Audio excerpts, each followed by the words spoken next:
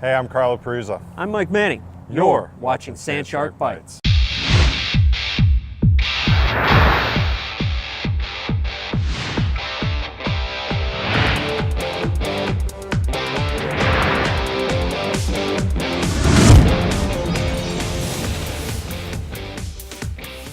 Hey, welcome back to Sand Shark Bytes. I'm Carlo Peruzza, and as always, I'm joined by my man, the one, the only, the Mike Manning. Mike, how you doing today, man? Well, the thing is, Carlo, I am not the only Mike Manning. If you Google me, you might find there's some other ones. Yes, you might. So it is not a popular name, Michael, only in the top 10 every year. But here we are, Sand Shark Bytes. Excited to be back here in front of Hargray on the Bluffton campus of USCB. Talk about some USCB athletics. Yeah, we had to take a little bit of a break because of Hurricane Florence, met some things up, and a lot of USCB sports was delayed because of it. But we have a bunch of stuff to talk about today. 2 soccer games since the last time we met. We do, an exciting time for the ladies as they got to play 2 top 10 teams in the NAI. So going to review that, talk to a special guest in Logan Lesk, our goalkeeper for the Sand Sharks. And then also the cross-country event got moved from the hurricane. So we're going to talk about what happened there and up in Augusta, kind of recap everything going on, and then look forward to some golf. Absolutely. So let's get right into soccer. Mike, what do you think of the past 2 games? Yeah, it was a real test for the Sand Sharks. Again, like I said, they went up to Pulaski, Tennessee, played number 6 Martin Methodist, a perennial powerhouse in the NAIA, and they went in with a game plan, did the Sand Sharks, and they executed just about as perfect as you can. Really frustrated quite an offensive juggernaut in the Red Hawks up there, and almost got to the last 10 minutes where the game plan was, okay, once we get to that last 10 minutes, Martin Methodist, they're going to get a little more desperate trying to chase that goal to avoid an upset, and just a couple of minutes away from being able to start some counterattacks in that last 10 minutes and see if he can't catch them off guard, and ends up USCB dropped that 1-0. Had a couple chances late in the game as they started to push and counterattack a little bit, but a big moment in the game, real game changer really, and gave the team some momentum, was Logan Lesk making a save on a penalty kick that really fired the team up and helped defensively kind of galvanize a little bit and get everybody to stand together a little bit tougher, and unfortunately couldn't sneak out a win there to drop that game to, again, the number 6 Martin Methodist team that's usually in the final 4 teams each year. So a good experience for them to play a team at that level. That's one especially thing. With 2 teams in our conference in Southeastern and Kaiser. Absolutely, that's one thing. I mean, they've lost 2 in a row, but I mean, the experience here, they're playing 2 of the better teams, as you said, in the conference and in the NAIA and everything. And just, for them to be able to watch and see what a contending team looks like, I really think will benefit them. And as you're saying, Logan Lesk, she's been playing absolutely unbelievably lately. That penalty shot save was really awesome and really did wonders for the team that day. Yeah, and like you said, you play these top teams to see where you're at, but only to prepare yourself, for a possible postseason where you're going to play the better teams. And you have that experience under your belt, you're going to be a lot better off, more prepared. You're going to see some scenarios that are going to come up. You're going to find yourself a goal down. You're going to find yourself a goal up. You're going to have to learn how to play defensively. You're going to have to learn how to win a tight game. And those go a long way, especially with Sun Conference play. You've got Kaiser in the top 10. I think they're number 9 as of most recent polls. You've got Southeastern in the top 5. You're going to see those teams, and you choose those non-conference teams to play to prepare yourself for that situation, because conference is where it's at. That's what you're trying to do. That's what our goal is every year, is to win that conference, get into the playoffs, and see if you can make some things happen. So use that non-conference, prepare yourself, work through some kinks, play those tough teams, and get yourself ready. So said Martin Methodist, then they went down to Kaiser. So 2 games on the road at top 10 teams, very difficult situation. But I think, like you said, Sand Sharks going to come out better because of it. They're going to be as long as you take those lessons and learn from them, you're going to be a lot better off down the road. You know, for me, I really think this team's doing well this season. I mean, they're running into a little bit of issues now, but I think, as you said, it's going to make them better. Coach Jay Harris, I think, has done a wonderful job coming in here, not coaching any of these players before, and making impact right away. And that's all we can ask for in Jay, so everyone's happy. That's right. I mean, a tough situation for him, Yeah. too. He comes in and immediately becomes interim head coach as Heberlings went out to Utah State Right. with Coach Laura Heberling with the softball team. So tough situation for him, a learning curve as well. So those first couple of games for him were just as important to get started, and the team is really starting to buy into what he's teaching and what he's doing here, and you're going to see a little bit of a shift in the program, and all for the better, I think. Of course. Now let's switch over from soccer to cross country. Yeah. They were in action, and we had some runners that did fairly well for us, didn't they? Unbelievable. Last year was a difficult year for cross country, rebuilding from the loss of some key runners, and two freshmen really stepped up here recently up at the Jaguar Cross Country Invitational up in Beach Island, South Carolina, just outside of Augusta. Augusta, one of the perennial powers in the Peach Belt Conference. Very good runners, and we had two freshmen, Tetros Eckstein and Janitza Trinidad, that stepped up and really did well. They ran some fantastic times, and couldn't ask for more from them. Janitza hit her personal record, and Tetros really setting the pace for the men. As we saw last year with Wesley Murphy, who was a second-team conference selection. Now you have two guys that are going to push each other, and then another newcomer, Cameron Taylor, another guy running really well for the men. So you're starting to see the rebuild start to take shape, and only positive things for our cross-country team going forward. And I really think Tetros and Wesley Murphy, that's going to be the dynamic duo that we were missing from this program. I really think they're going to bring a lot to the team. I mean, we already know what Wesley can do, and now we're seeing glimpses of Tetros, and I think we're in for something really special, Mike. Those guys are, I think they're freak athletes, man. They're good, and they have a competitive edge that's going to drag each other along and make each other better. And on the women's side, again, you've got a couple of freshmen coming in. You got, like I said, Janitza Trinidad, who's really setting the bar high, Right.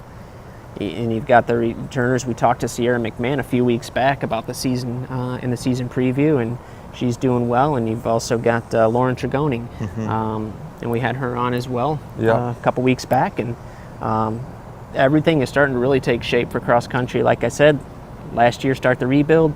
Now we're in the second year of that, and the future's bright for the cross-country team. One of our oldest sports, the first sport that we ever had here. All right, Mike, it's time to switch things over. We're now going to watch some Kaiser highlights from last weekend, and then when we come back, Logan Lesk will be here, and we're going to ask you some questions. You're watching Sand Shark Bytes. See you in a minute.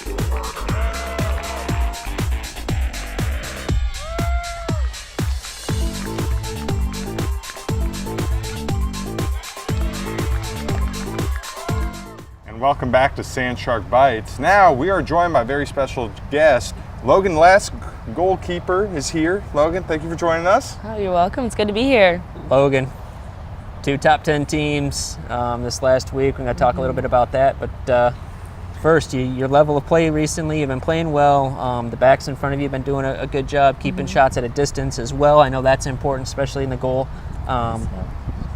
What have you done? What did you do over the summer? How did you prepare for the upcoming season?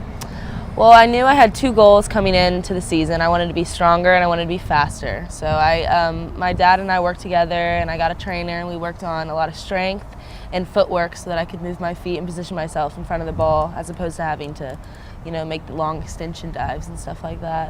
And I worked a lot on fitness because I wanted to come in at the same level as the field players, because I feel like that's very important as a goalkeeper.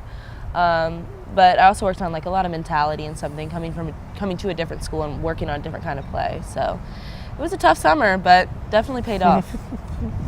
Logan, do you feel like you're really locked in right now and just have a lot of momentum every time you play? Yes, I do. I feel like every game we take 3 or 4 steps forward. We learn every game about our positioning and about who we are as a team and how we play better. We are working on our positioning a lot, and I feel like we are getting better at it. But there's a lot to learn, that's for sure. But definitely, it's getting better, for sure. We're taking steps forward. As you said earlier, you're a transfer. Do you feel now that you're really locked in and really adapted to the USCB game and the Sun Conference game? We've only had 1 conference game, and I can definitely tell the speed of it is a lot different compared to what I have been playing with. So that's a big adjustment. But with the preseason games, our coach has really scheduled some tough competitors. So I feel like we, as a team, and me, have been easy to adapt to this kind of play. And I'm excited to get into conference and see how we play as a team. And we were talking about the top 10 teams. We played Martin Methodist, and you guys went up there to Pulaski, Tennessee, followed a game plan just about perfectly, all you can ask for. One unfortunate breakdown, but they're in the game. They're fouling the box. I think it was Melissa. Yeah, kind of got the girl, clipped her. Now you're facing a PK, facing the number 6 team in the country. What's going through your mind? Well, like you said, number 6 team in the country. We had 1 goal was to stay, tied for the first half. And we made it to the first half, which was really exciting. And we're about 74 minutes, I'll remember every day.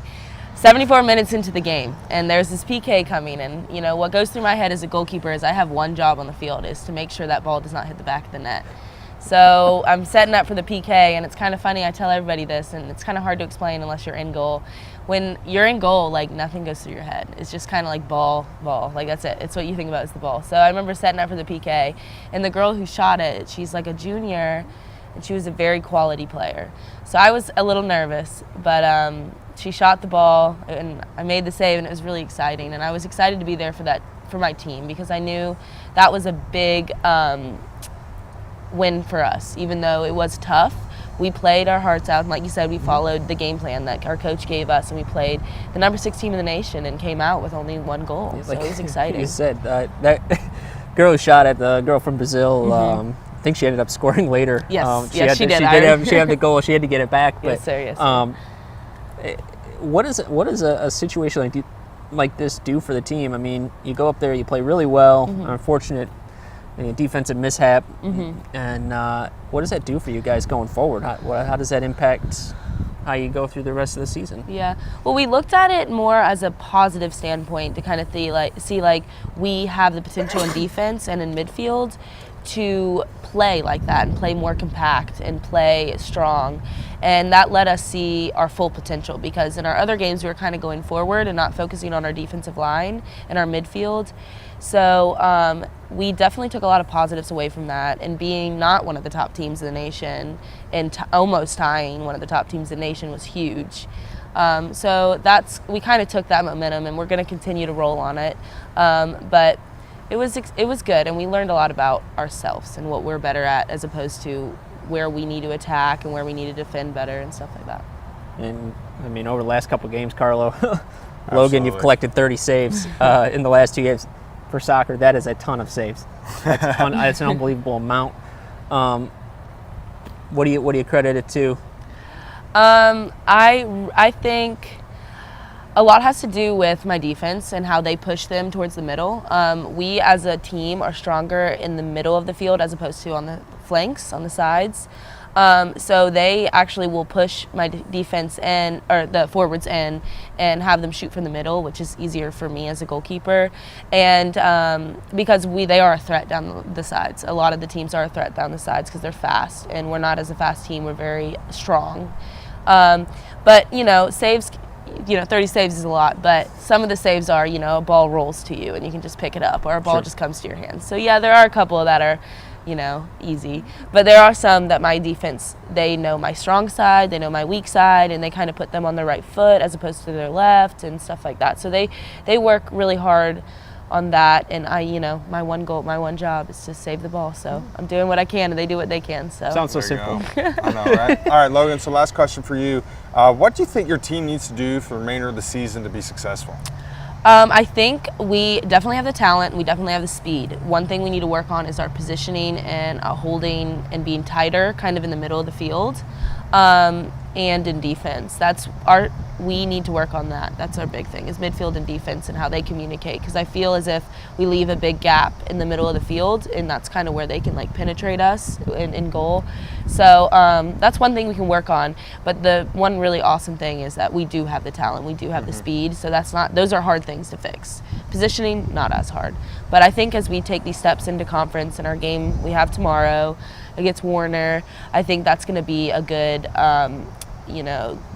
we're going to be able to see how we can adjust based to teams that are a little bit closer to our level of play, and see how our midfield and defense can work together. Of course, there's no doubt you guys have a lot of talent on the team, and we're all excited to see what you guys can do for the remainder of the season.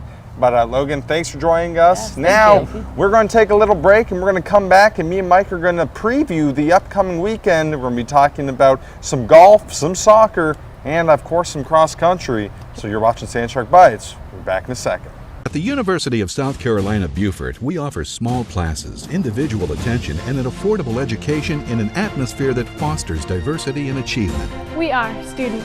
We field 9 Sand Shark sports teams that compete in the Sun Conference. We are athletes. We are one university with 2 campuses serving the coastal areas of South Carolina and Georgia. We are the Low Country.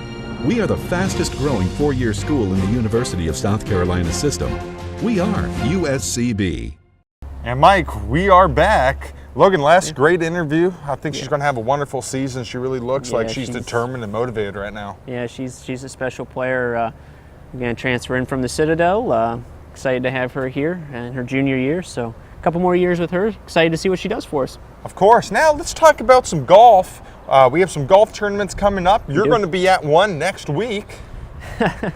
Yes, the women are hosting their home event. In Oldfield. In Oldfield, the Sand Shark Invitational. So excited to have 4 other teams coming up. So 5 total, 27 golfers, I believe, in all.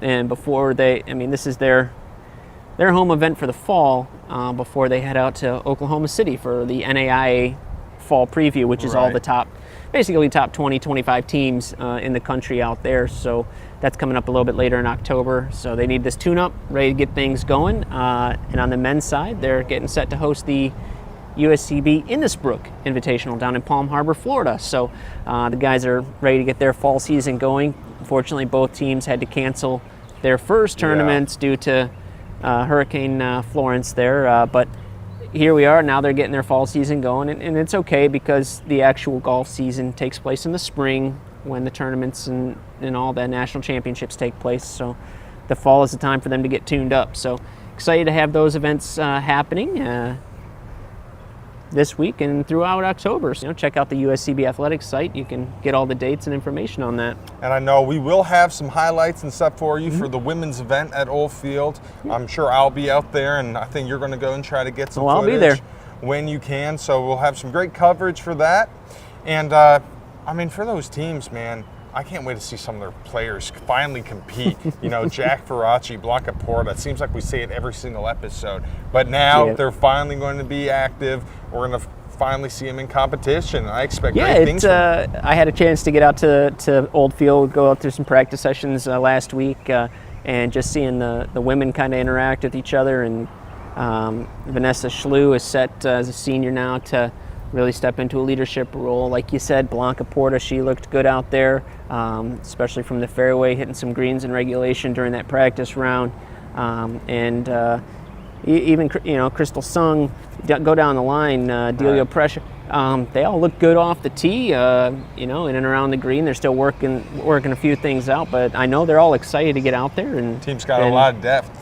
Two newcomers, Jamie Hubbard and Molly Manassi, set to really contribute and help the team out. So excited to see what Oldfield brings in the next couple weeks. Yes, it'll be very interesting. But now let's go to another sport. Let's go to cross country. Mike, what's going on with cross country? They run a lot. They run a lot. It's Lauren Trigoni They run. Really excited about the cross country team. We talked about that earlier here and what they're doing and coming up. They're headed up to Spartanburg for the Upstate Invitational. As that course is, it's up in Spartanburg. It's a hilly area, but the course is actually pretty flat. They have one big hill about 500 yards from the finish. That's going to be interesting to see how they kind of tackle that scenario. But again, they're getting ready for the Sand Shark Cross Country Invitational coming up October 20th. It's always such a wonderful event. It is. I mean, you're going to have 400 plus runners out there. It's going to be nuts. And there's nothing like watching 200 plus runners at the start and all running toward the chute. Everybody's cool. trying to get there, and 200 runners coming at you. It's pretty impressive. So we're always kind of hoping that nobody falls and trips or anything like that, but should be an exciting event. Again, October the 20th out here in Hardyville, out at the school complex, is going to be a good time. It's a really big event for cross country in the Southeast. Like I said, 400 plus runners. I mean, we're over 40 teams, I think, right now.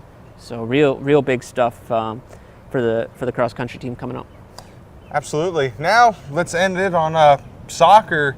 They have some games coming up. What do you think they have to do to be successful? The next 3 games for them are going to be pretty big. They have Warner University, they've got Florida Memorial, and they've got Thomas. 3 games that are going to tell a lot, I think, for the season as far as Sun Conference standings go. It's a big series of games, and you got the St. Thomas game coming up on homecoming. October the 6th, Yep. Which is going to be a big one here at home. Last year, USCB lost to St. Thomas down there. The year before, they won it 4-3 here in overtime. So back and forth, and going to be an exciting next few games for USCB. Absolutely, there's no question. I mean, we're going to need players like Logan Lesk, Hannah Salas to really step up, I mean, we're going to have to get the leaders of the team, Melissa Fickner, Allison Schaefer, really stand up and right. Yeah, you heard it from Logan earlier. The center backs are going to be a big part of the puzzle here. Brittany Neeser, the senior on that back line, Dina Stalnacki, a freshman. They're going to have their work cut out for them. It's going to be important for them to come out strong, like you said. Mel Fickner, Allison Schaefer, Hannah Salas. You got Kaylee Kumar. Got a lot of talent on that team. You got Riley Olson as well, who's been contributing on the wing play, and all those things are going to be real important. Again, like she said, we got to learn from every game going forward. So see what they can do from these couple of top 10 games they played. And that's going to conclude it for us today, Mike. When we come back next week, we're going to have a jam-packed episode. A lot of stuff going on, and we have a very busy upcoming weekend. So if you guys need an update on any sports, please check out USCB Athletics. We got live stats. Mike will do stories. He'll have interviews for you. Everything you could possibly need, and you get to see what Mike looks like some more. So that's always fun. We just had our professional headshots done, so did you? Go check out the staff page. Yeah, just fabulous. Look what Mike brings to the team. But until next week, for Mike Manning, I'm Carlo Prusa. Keep those fins up, everybody.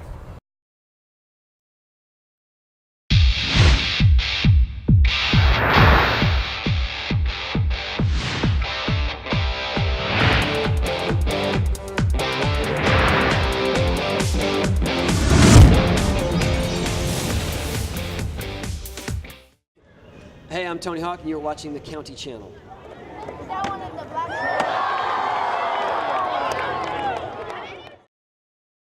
The County Channel is also available on video on demand. Go to bcgov.net, click on the County Channel logo, and select your program from the list. If you would like a DVD of this program, click DVD order form from the County Channel main page and fill out an order form.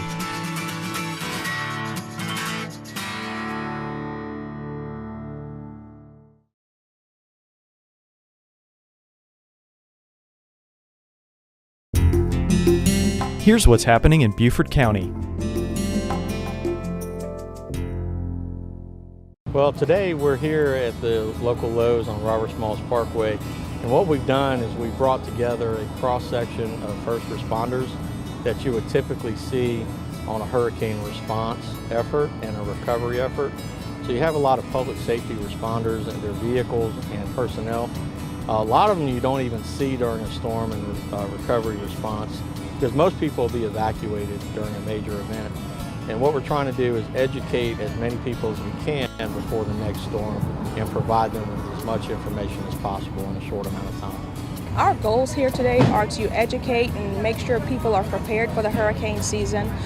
Doing little things like if you're on home oxygen, contacting your oxygen company, make sure you have enough that will get you through an extended period of time. Making sure all your medications, you have enough to get you through what could be an extended period of time. We hope that people will learn just a little bit about what the animal laws in Beaufort County are, a little bit of the general health and welfare of the dogs and the do's and don'ts of what animals need here in Beaufort County. We just want to get the word out about microchipping. We're hoping that everybody will come out and take advantage of the free microchips. Normally, it's not a large fee to get a microchip through a vet or through us. We always have low-cost benefits that are throughout the county all the time. So if people just want to, get the microchips done as soon as possible, that's the best way to keep your animal and also to have them registered here in Beaufort County. We hope what people will learn here today is to glean as much information as they need for the individual situation and preparing for a storm and a potential evacuation. It's a very chaotic situation, especially when a mandatory evacuation for a hurricane occurs. So we want people to prepare when it's calm, like right now. We don't have any storms going on at the moment, and we want to make sure that people prepare in the steady state when it's calm, and we call it a green zone. And we want people to get as much information as they can and get their families and their pets ready for a storm and a potential evacuation. We want them to be safe. Today, I hope people learn to not wait till the last minute to prepare for hurricanes. They're very serious, and it takes a lot of preparation to get ready for them. Consider not just yourself, but the elderly, your animals, make preparations for them as well. And try to heed the advance warnings that go out when there's a voluntary evacuation. Take advantage of that. Go where there's shelters, go to family, wherever you can, that's out of the line of the hurricane, so that it makes our job a little bit easier, that we're not having to try to get to someone at the last minute who didn't heed the advanced warnings. This is Captain Robert Carson, Beaufort City Emergency Management Coordinator. We want to thank you for coming out to the 2018 Hurricane Preparedness Fair. And that's what's happening in Beaufort County.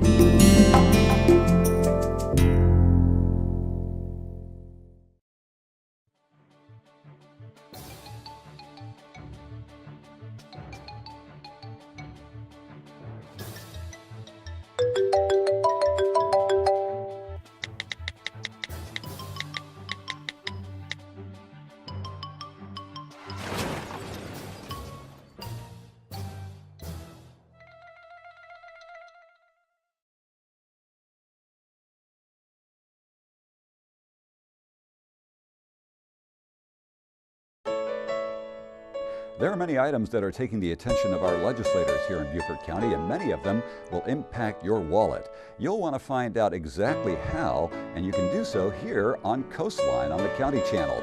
Every month we bring an elected official or a staff person that helps to explain what is going on. So you stay informed here on Coastline on the County Channel.